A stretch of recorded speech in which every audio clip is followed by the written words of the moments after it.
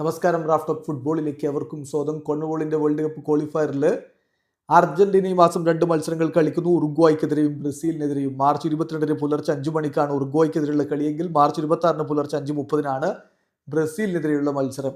ഈ മത്സരങ്ങൾക്കായുള്ള അർജന്റീന സ്ക്വാഡിനെ ഇപ്പോൾ സ്ക്വാഡിന്റെ final list Lionel Scaloni പുറത്തുവിട്ടിട്ടുണ്ട്.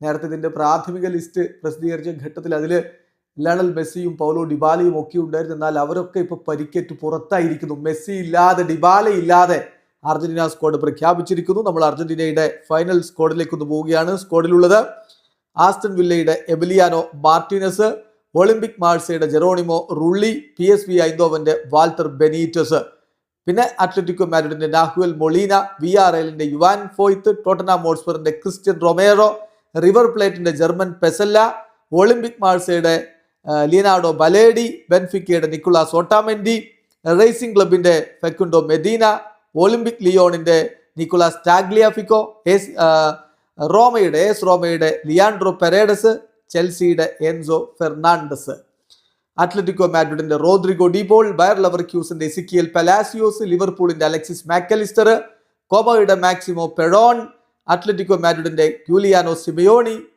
ബൊലോഞ്ഞയുടെ Benjamin Dominguez, Olympic ലിയോണിന്റെ തിയാഗോ ആൽമെയ്ഡ, യുവന്റസിന്റെ നിക്കോളാസ് ഗോൺസാലസ്, അത്ലറ്റിക്കോ മാഡ്രിഡിന്റെ ആംഹേൽ കൊറേയ, കോമയുടെ നിക്കോളാസ് പാസ്, അത്ലറ്റിക്കോ മാഡ്രിഡിന്റെ ഹുലിയൻ ആൽവാരസ്, ഇന്റർ മിലാന്റെ ലൗട്രോ മാർട്ടിനസ്, ബൊളാഞ്ഞയുടെ സാന്റിയാഗോ കാസ്ട്രോ. ഇതാണിപ്പോൾ സ്കലോനി പ്രഖ്യാപിച്ചിരിക്കുന്ന സ്ക്വാഡ്.